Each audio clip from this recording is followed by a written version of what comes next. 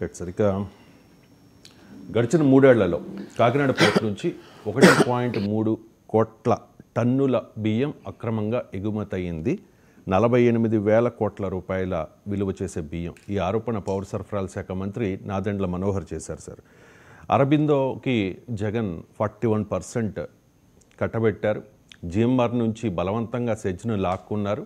అరబిందోకి ఇచ్చిన తర్వాతే అక్కడ స్మగ్లింగ్ పెరిగింది అనేది మనోహర్ ఆరోపణ. అండ్ అరబిందో బాస్ ఎవరో చెప్పాలి అని కూడా ఆయన డిమాండ్ చేశారు. సో ఇది కార్పొరేట్ల మధ్య పంచాయతీనా సార్, లేకపోతే పొలిటికల్ పంచాయతీగా చూడాలి? అంటే నేను గతంలో కూడా చదివినట్టు గుర్తు, వైసీపీ నాయకుడికి ఏదో అరవిందోతో లింక్ ఉంది అని. ఫండమెంటల్ పాయింట్ ఏంటంటే ఇప్పుడు మీకు అధికారం ఉంది సార్, 5 నెలలు మీరు అధికారంలోకి వచ్చి. పవన్ కళ్యాణ్ కాకినాడ సందర్శించేంత వరకు ప్రభుత్వంలో కదలిక ఎందుకు లేదు? మీరు ప్రభుత్వం లేనప్పుడు విమర్శించారు కూడా. మీరు ఇప్పుడు ఈ సోషల్ మీడియాలో పోస్టులు వేసిన మీద వెనకాల ఎట్లా పడ్డారు? వీళ్ళ మీద వెనకాల ఎందుకు పడతలేరు? మీరు ఇది డే 1 పోవాలి కదా. రెడ్ బుక్లో వీళ్ళు ఎందుకు లేరు? వీళ్ళు రెడ్ బుక్లో ఉండాలి కదా. సో ఇంత అక్రమాలు నిజం. ఇప్పుడు నాకు తెలియదు కాకినాడ పోర్ట్లో ఏమవుతుంది అనేది. ఇక్కడ కూర్చొని నేను I cannot come to conclusion. కానీ ఒక బాధ్యతాయుతమైన మంత్రి చెప్తున్నాడు పెద్ద ఎత్తున ప్రభుత్వ రేషన్ బియ్యం స్మగ్లింగ్ అవుతుంది అని. అది చాలా సీరియస్ అంశం కదా. మరి మీరు ప్రతిపక్షంలో ఉన్నప్పుడు ఆరోపించారు. అధికారంలోకి వచ్చిన మరుక్షణం ఏం చేయాలి? విచారణకు ఆదేశించాలి. నాకు తెలిసినంతవరకు ఇప్పటికి కూడా విచారణకు ఆదేశించారో లేదో తెలియదు. విచారణకు ఆదేశించి టైం బౌండ్ ఉండాలి. ఇప్పుడు తిరుపతి రెడ్డి పైన నేను అదే అంటున్నాను, నాకు కావాలి తిరుపతి రెడ్డి పైన ఏమైంది, ఆ దోషులను శిక్షించాలి. ఆ దేవదేవుని ప్రసాదం పైన అనుమానాలు ఉన్నాయి. వీటికి ఎక్కడో ఒక కంక్లూజన్ రావాలి కదా. ఇంతవరకు సిట్ వేశారు, సిట్ నివేదిక రావాలని కోరుకుందాం. దీని మీద కూడా వేయండి, విచారణ చేయండి.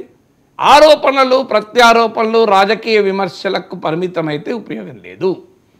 అవినీతి జరిగింది అని మీకు కాంక్రీట్గా ఉన్నప్పుడు కైండ్లీ ఎక్స్పోజ్ ఇట్. ఇప్పుడు అదాని ఇదే మళ్ళీ సేమ్ పంచాయతీ. మీరు సోలార్ పవర్ అది 2022లో తెలుగుదేశానికి చెందిన మంత్రి కేశవే పబ్లిక్ ఇంట్రెస్ట్ లిటిగేషన్ వేశాడు హైకోర్టులో. ఆయన సెంట్రల్ ఎలక్ట్రిసిటీ రెగ్యులేటరీ కమిషన్కి వెళ్ళాడు. ఆంధ్రప్రదేశ్ ఎలక్ట్రిసిటీ రెగ్యులేటరీ కమిషన్ అధికారంలోకి వచ్చినాక ఏం మాట్లాడలే కదా. నిన్న కామన్న అమెరికాలో కేసు అయినాక మాట్లాడుతున్నారు. ఇప్పటికీ కూడా మీరు గమనించండి, ఏమైంది? చంద్రబాబు నాయుడు ఏమన్నాడు? మేము పరిశీలిస్తున్నాడు. ఏమైంది పరిశీలన? ఇంకెప్పుడు పరిశీలిస్తారు? ఎందుకు అదానితో జగన్ కుదుర్చుకున్న ఒప్పందాలు మీరు రద్దు చేయరు? దానికి ఇప్పుడు తీరి చెప్తున్నారు. 3,000 కోట్ల రూపాయలు ఒకవేళ ఒప్పందాలు రద్దు చేసుకున్నా చెల్లించాల్సి ఉంటుంది. అందుకే తెలుగుదేశం ప్రభుత్వం ఏం చేయాలో తోచిన పరిస్థితి అట. అసలు విచిత్రంగా ఉంది. ఇప్పుడు ఈ మొత్తం వ్యవహారంలో $2 బిలియన్ లాభము అని అమెరికా కోర్టులో ఇచ్చిన నోటీసులో చెప్పారు. $200 కోట్ల. 200 కోట్లు అంటే ఎంత చెప్పండి మీరు? కనీసము 200 ఇంటూ 84 ఇప్పుడు అంటే 84 అంటే 16800 16,800 కోట్లు. 16,800 కోట్ల 200 ఇంటూ 84 కదా. మరి ఇంత పెద్ద ఎత్తున నష్టం జరుగుతున్నప్పుడు 3,000 కోట్లకు నిజంగానే అనుకుందాం నష్టం. అనుకున్నప్పుడు రద్దు చేయాలి కదా. చూడండి, మీరు రద్దు చేయకపోవటానికి కావలసిన భూమిక మీకు తెలుగుదేశం అనుకూల మీడియా సృష్టిస్తుంది ఆల్రెడీ. ఎందుకంటే ఇది రద్దు చేస్తే 3,000 కోట్లు నష్టం. రద్దు చేయకపోతే అయ్యా రద్దు చేయకపోతే ఇంకా ఎక్కువ నష్టం కదా. మీరే చెప్పారు కదా ఎక్కువ నష్టం అని. రద్దు చేసి పడేయండి. 3,000 కోట్లు జగన్ నుంచి వసూలు చేయండి. జగన్ కంపెనీలను జప్తు చేసి వసూలు చేయండి. జగన్ అవినీతికి పాల్పడ్డాన్ని మీరు ఎస్టాబ్లిష్ అయితే మీరు ఎందుకు చేయరు? పోనీ ఇంకోటి చెప్తాను. కెనియా రద్దు చేసుకున్నది. కెనియాకి లాస్ అయిందా? బంగ్లాదేశ్ రద్దు చేస్తామని ప్రకటించింది, లాస్ అయిందా? శ్రీలంకలో పోర్టుకు డెవలప్మెంట్ ఫైనాన్స్ కార్పొరేషన్ అమెరికా ప్రభుత్వ సంస్థ వాళ్ళు మేము ఆలోచిస్తామన్నారు. వాళ్ళు ఎందుకు ఆలోచిస్తున్నారు? వాళ్ళు రద్దు అయిందా? ఒక్క ఆంధ్రప్రదేశ్లోనే అదాని ఒప్పందాలు రద్దు చేస్తే తలకిందులు అవుతాయా? మీకు కాంట్రాక్చువల్ అగ్రిమెంట్లో ఒక రూల్ ఉంటుంది. అవినీతికి పాల్పడి కనుక కాంట్రాక్ట్ తీసుకుని దాన్ని రద్దు చేసుకోవచ్చు. ఉదాహరణకు గత ప్రభుత్వం అవినీతికి పాల్పడి అడ్డగోలు కాంట్రాక్ట్ చేసుకుంటుంది. కొత్త ప్రభుత్వం రద్దు చేసే అధికారం ఉండదా? అయ్యా రాజ్యాంగాన్ని సవరించినప్పుడు ఒప్పందాలు మార్చుకోలేరా? ఆశ్చర్యంగా మాట్లాడుతున్నారు చూడండి మీరు.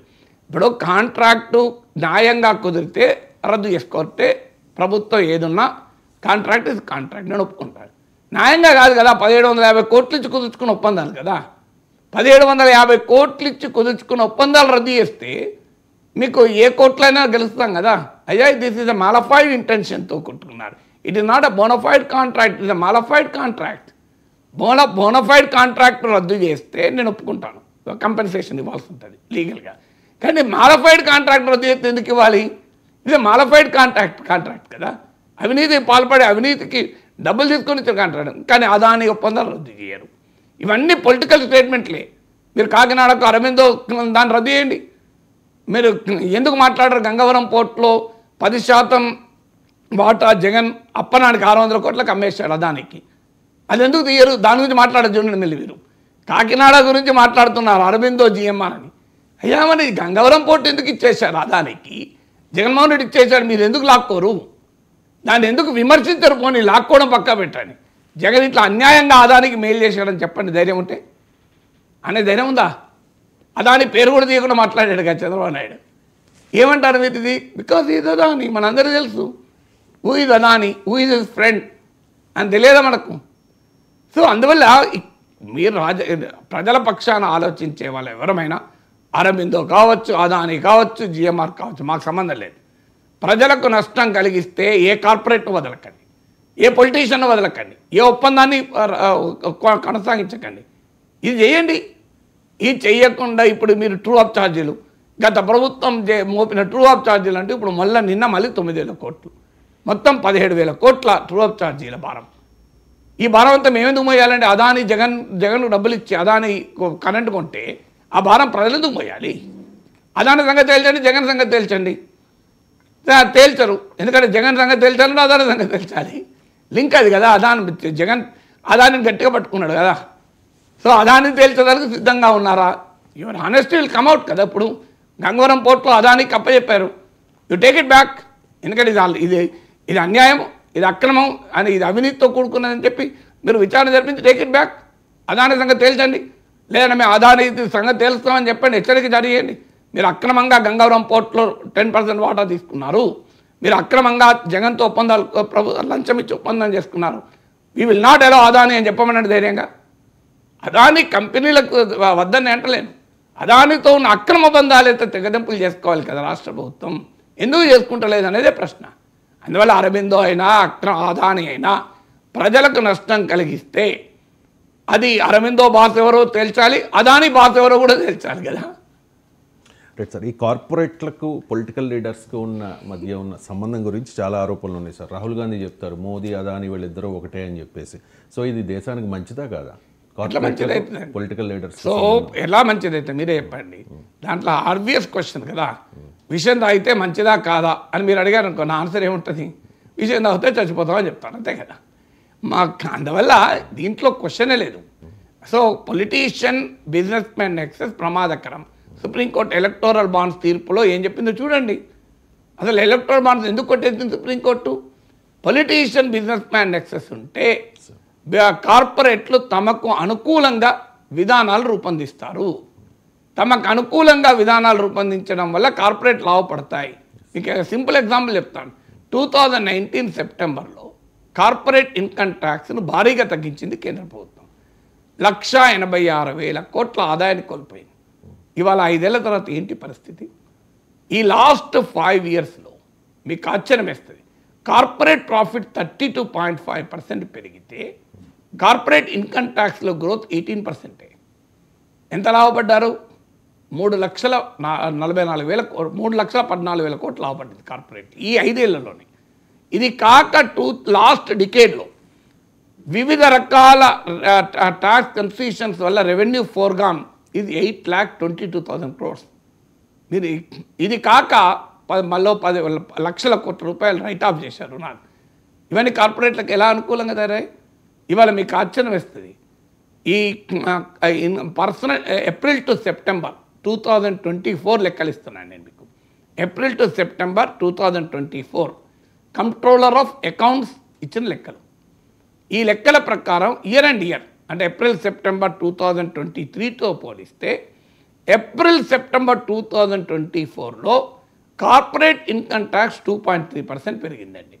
కానీ పర్సనల్ ఇన్కమ్ ట్యాక్స్ 25% పెరిగింది.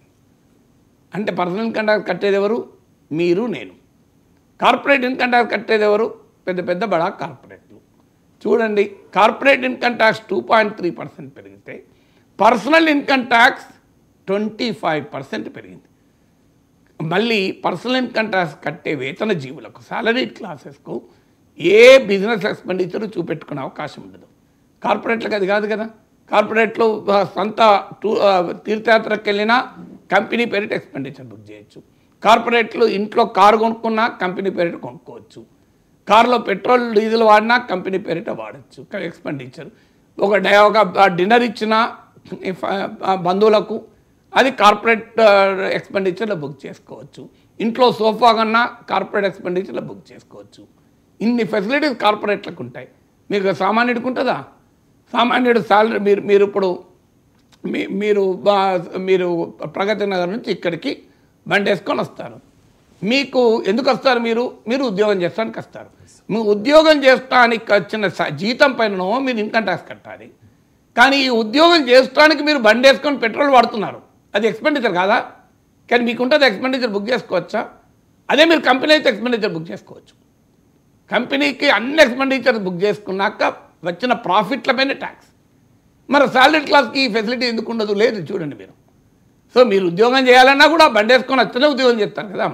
అంటే మీ ఈ ఆదాయం కొరకే కదా చేసిన ఖర్చు. మరి ఆదాయం కొరకే చేసిన ఖర్చు కార్పొరేట్ సంస్థ కంపెనీస్ కోమో ఎక్స్పెండిచర్ బుక్ చేసుకోవచ్చు. సాలరీ మిడిల్ క్లాస్కి ఆ ఫెసిలిటీ లేదు. మరి ఇంత క్లియర్గా who is squeeze, who is benefited, దీన్ని బట్టి అర్థమవుతుంది. నేను గణాంకాలతో సహా చెప్తున్నాను కదా. కంట్రోలర్ ఆఫ్ అకౌంట్స్ ఇస్తున్న కదా. మీరు ఒక ఉదాహరణకు మీరు హౌసింగ్ లోన్ కొన్నారు, ఏదో కారణాన్ని మీరు హౌసింగ్ లోన్ కట్టలేరు అనుకోండి. వెంటనే ఏం చేస్తే బ్యాంక్ మీకు జప్తు చేస్తా లేదా? మీరు బండి కొన్నారు, కారు కొన్నారు, స్కూటర్ కొన్నారు, మీరు లోన్ కట్టలేని జప్తు చేస్తారు. కంపెనీలకు జప్తు చేస్తారా? దాన్ని ఏం చేస్తారు? కార్పొరేట్ డెట్ రీస్ట్రక్చరింగ్ అని చెప్పి ఇప్పుడు కట్టలేకపోతే 5 ఏళ్ళకి కట్టు అని చెప్పి మళ్ళీ రీషెడ్యూల్ చేస్తారు. ఇంకా అప్పటికీ కాకపోతే రైట్ ఆఫ్ చేస్తారు. హెయిర్ కట్ అని చెప్పి దాంట్లో ఎంతో కొంత తీసుకొని వదిలేస్తారు. ఇన్ని ఫెసిలిటీస్ కార్పొరేట్లకు ఎందుకు ఉంటున్నాయి? Because politician corporate nexus. ఇది నేను చెప్పింది కాదు. ఎన్ఎన్ వోహ్రా కేంద్ర హోంమంత్రిత్వ శాఖ కార్యదర్శిగా పనిచేసిన ఎన్ఎన్ వోహ్రా నాయకత్వంలో గవర్నమెంట్ ఆఫ్ ఇండియా చేసిన కమిటీ చెప్పింది, politician, business man, bureaucrat, criminal nexus. అంటే ఇది సుప్రీంకోర్టు ఎలక్టోరల్ బాండ్ తీర్పులో చెప్పింది. ఈ పొలిటీషియన్, బిజినెస్ మ్యాన్ నెక్సెస్ వల్ల ప్రభుత్వాల విధానాల్ని ఇవాళ రాజకీయ నాయకులు కాదు, ప్రజలు కాదు, బడా కార్పొరేట్ సంస్థలు నిర్ణయిస్తున్నాయని. ఎందుకు అమెరికాలో రైఫిల్స్ రద్దీయరు, తుపాకులు ఎందుకు రద్దీయరు? కళ్ళ ముందు పిట్టలాగా రాలిపోతున్నారే జనం. కానీ పిచ్చోని చేతి కూడా తుపాకు ఇస్తారే, ఎందుకు ఇస్తారు? తుపాకుల పరిశ్రమ డబ్బులు ఇచ్చి రాజకీయ నాయకులు పోషిస్తుంది. ఎన్నికల్లో వాళ్ళే డబ్బులు ఇచ్చి పోషిస్తారు. అందుకే వాళ్ళకు అనుకూలంగా వ్యవహరిస్తారు. సో అందువల్ల ఎక్కడైనా పొలిటీషియన్, బిజినెస్ మెన్ నెక్సెస్ వల్ల జరిగేది ఏంటంటే ప్రాఫిట్స్ ప్రివేల్ ఓవర్ పీపుల్. ప్రజల కన్నా లాభాలు ముఖ్యమవుతుంది.